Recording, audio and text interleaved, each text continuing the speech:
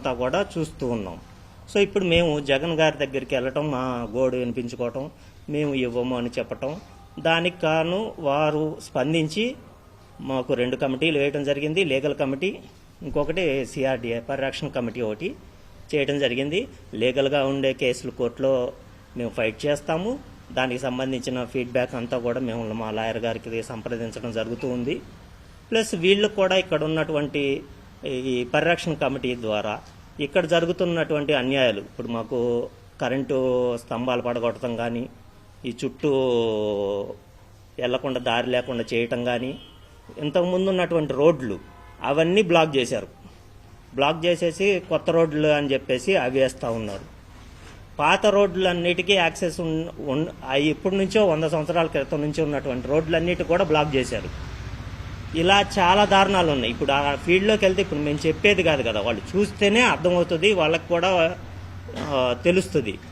ఏదో నోటి మాటగా ఏదో చెప్పేశాము, ఏదో అయిపోయింది అనుకునేది కాకుండా ఉండటం కోసం అని చెప్పి వాళ్ళని రమ్మని చెప్పి మేము రిక్వెస్ట్ చేయటం వల్ల, జగన్ గారు ప్రోత్సహించటం వల్ల ఈ కమిటీ వారు వాళ్ళని 2-3 సార్లు అప్రోచ్ అయ్యి మేము రావాలి, మీరు కూడా చూస్తే మీకు కూడా అర్థమవుద్ది. ఇది 29 గ్రామాల్లోనే కాకుండా రాష్ట్ర వ్యాప్తంగా ఇక్కడ జరిగే అన్యాయాన్ని బయటికి చెప్పొచ్చు అనే క్రమంలో మేము వాళ్ళని రిక్వెస్ట్ చేయడం జరిగింది. వాళ్ళు నిన్న ఆ ప్రోగ్రాం పెట్టుకుని రావటం జరిగింది.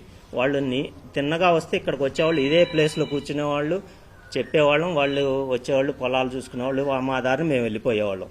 కానీ నిన్న జరిగిన ఘటన వలన రాష్ట్ర వ్యాప్తంగా కూడా ఇప్పుడు ఈ పరిస్థితులన్నీ బయటికి రావటం జరుగుతూ ఉన్నది.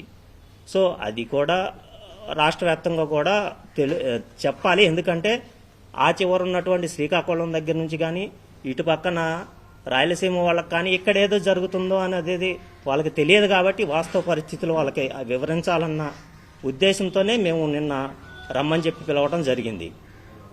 వాళ్ళు ఇక్కడ అంతా అయిపోతుంది అని చెప్తా ఉన్నారు. కానీ ఈడ జరిగేదల్లా 2: ఒకటి కంప కొడతాం, రెండోది నీళ్లు ఎత్తి దిగిపోయటం. ఈ 2 మాత్రం నిరంతరంగా జరుగుతున్న ప్రక్రియ. ఇంకా డెవలప్మెంట్ అనేది ఒక సీడ్ యాక్సెస్ రోడ్డుకి అటు ఇటు తప్ప వేరే ఎక్కడా కూడా లేదు. మీరు నేను చెప్పటం కాదు, అది మీరు వాస్తవ పరిస్థితిలో కూడా మీరు అలాట్ చేసినటువంటి విట్టుకు కానీ బిట్స్ బిలాని కానీ, ఇంకా వేరే బ్యాంకు సెక్టార్స్ కానీ, వేరే ఏదైనా సరే ఆ సీడ్ యాక్సెస్ రోడ్డుకి అటు ఇటు మాత్రమే ఉన్నాయి. వేరే ఎక్కడా కూడా ఎటువంటి డెవలప్మెంట్స్ లేవు. అంతేకాదు, ఇక్కడ ఉన్నటువంటి మేము కోర్టులకు వెళ్తాము, మా ల్యాండ్ ఎక్విజిషన్ మీద మేము మాకు జరుగుతున్నటువంటి అన్యాయాన్ని మేము కోర్టులో ఖచ్చితంగా పోరాడతాము. దానికి సంబంధించిన ఫీడ్బ్యాక్ అంతా కూడా మేము మా లాయర్ల దృష్టికి తీసుకెళ్తాము. మేము కోర్టులో ఎలా ఫైట్ చేయాలనేది అది మాకు ఇప్పుడు కొత్త కాదు, మేము ఇంతటితో వదిలేసేది కాదు. ఎందుకంటే అది మాకు చట్టం, మాకు ఇచ్చినటువంటి హక్కు. అది 2013 చట్టం అనేది చాలా గొప్ప చట్టం. అది వీళ్ళు సిఆర్డీఏ వాళ్ళు కూడా 2013 చట్టం ప్రకారం ఇప్పుడు రెండోసారి ఇచ్చినటువంటి నోటీసులో గ్రామసభ ఎత్తేశారు, సోషల్ ఇంపాక్ట్ అసెస్మెంట్ ఎత్తేశారు, ఎక్స్పర్ట్ కమిటీ ఎత్తేశారు. ఈ 3టిని ఎగ్జామ్షన్ ఇచ్చి వాళ్ళు ఇచ్చేసుకుంటా ఉన్నారు. కానీ సుప్రీంకోర్టు జడ్జిమెంట్స్ ప్రకారం అవి కంపల్సరీ ఉండాలి, చెయ్యాలి. ఇవన్నీ కూడా ల్యాండ్ ఎక్విజిషన్ చట్టం ఇచ్చిన తర్వాత దాని గురించి వివరించాలి. కానీ సిఆర్డీ అధికారులు మీటింగ్ పెట్టి కూడా పూలింగ్ గురించి చెబుతున్నారు. మీకు పూలింగ్లో ఎంత వస్తే పూలింగ్లో మీకు ప్లాట్ ఇస్తాము, అక్కడ ఇస్తాము, ఇక్కడ ఇస్తాము. మీరు ఇచ్చిన ల్యాండ్ ఎక్విజిషన్ మీద నోటీసు, ఆ చట్టం ఏంటి అనేది వివరించాలి.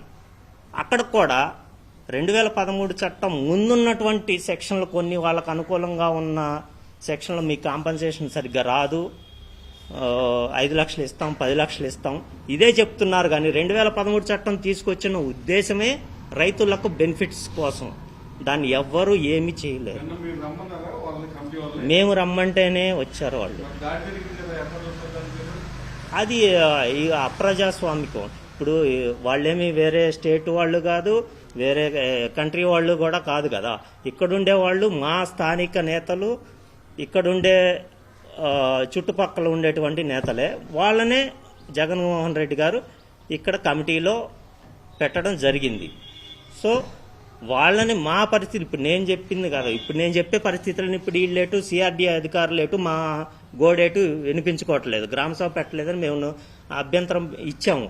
కానీ దాన్ని యాక్సెప్ట్ చేయట్లా, కన్సిడర్ చేయాలో లేదో మా ఇష్టం అంటున్నారు. మేము ఇంకెవరో చెప్పుకోవాలి? నోటీసులు ఇస్తున్నారు, ఏదో వాళ్ళ ఇంట్లో పెళ్లికి లాగా ఏదో బయట కనపడితే నువ్వు వాళ్ళకి చెప్పు 2వ తారీఖు మీటింగు లేకపోతే 3వ తారీఖు మీటింగు పెళ్లికి పిలిచినట్టు పిలుస్తున్నారు. కాదు కదా, అది చట్టం. నోటీస్ ఇవ్వాలి, పర్సనల్గా ఇవ్వాలి, అది ఇచ్చి మీ 15 రోజుల ముందు చెప్పాలి. అవన్నీ కూడా వాళ్ళు చెప్పట్లా. ఇవన్నీ వాళ్ళు అవగాహన చేయాల్సిన విషయాలు కదా. 2013 చట్టం గురించి నువ్వు ఇచ్చిన అక్విజేషన్ యాక్ట్ గురించి నువ్వు చెప్పాలి, కానీ పూలింగ్ గురించి నీకు అనవసరం కదా. అవన్నీ చెప్పట్లేదు కాబట్టి ఇవన్నీ మాకు జరుగుతున్న అన్యాయాల గురించి కోర్టుకు వెళ్ళటం కోసం మేము వాళ్ళని రమ్మని చెప్తే వాళ్ళకి ఇక్కడ ఉన్నటువంటి అన్నీ కూడా విషయాలన్నీ పూర్తిగా తెలుస్తాయి అన్న ఉద్దేశంతోనే వాళ్ళని పిలవటం జరిగింది. అందువలన వాళ్ళు రావటం జరిగింది. వాళ్ళకు కూడా పర్సనల్గా చూసినటువంటి ఇది ఉంటుంది కాబట్టి వాళ్ళని రమ్మని చెప్పడం జరిగింది. మేము పిలిస్తే మాత్రమే వచ్చారు. ఆ కమిటీ ఒకసారి కాదు, ఒక 10 సార్లైనా వస్తారు అని చెప్పి జగన్ గారు మాకు చెప్పారు. అందువల్లనే మేము పిలవటం జరిగింది. ఒకసారి కాదు 4 సార్లు కమిటీని మీట్ అయ్యాం. జగన్ గారిని 2 సార్లు మీట్ అయ్యాం. సో వాళ్ళు ఇక అది నెక్స్ట్ పరిణామాలు ఎలా ఉంటాయని మేమైతే మా ప్రయత్నాలు అయితే మేము ఆపము. మేము ఎలా మా భూముల్ని ఎలా కాపాడుకోవాలో మాకు తెలుసు. మేము కోర్టులకైనా వెళ్తాము, ఏదైనా చేస్తాము. మేము మళ్ళీ ఇప్పుడు జరిగిన న్యాయం మళ్ళీ మేము జగన్ గారి దృష్టికి మళ్ళీ తీసుకెళ్తాము. కమిటీ దృష్టికి కూడా మేము వాళ్ళు నిన్న వచ్చారు, ఇంకా మళ్ళీ మేము వాళ్ళకి చెప్పేదే ఉంటుంది. అవసరమైతే వాళ్ళు వస్తారు, కోర్టుకి కూడా వెళ్తాం. కానీ ఎక్కడా భయపడం, ఇవ్వని వాళ్ళం, ఎక్కడా కూడా బెనకము.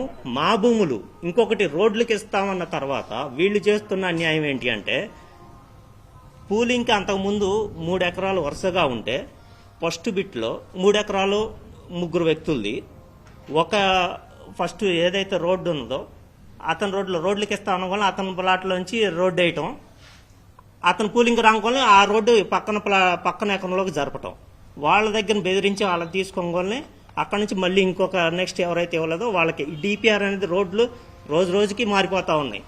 ఎవరైతే ఇవ్వలేదో వాళ్ళందరి పొలాల్లోకి రోడ్లు రావటం జరుగుతూ ఉన్నది. ఇవన్నీ చెప్పాలి కదా. ఇవన్నీ వాళ్ళకి చెప్పడం కోసం మేము వాళ్ళని పిలిచింది.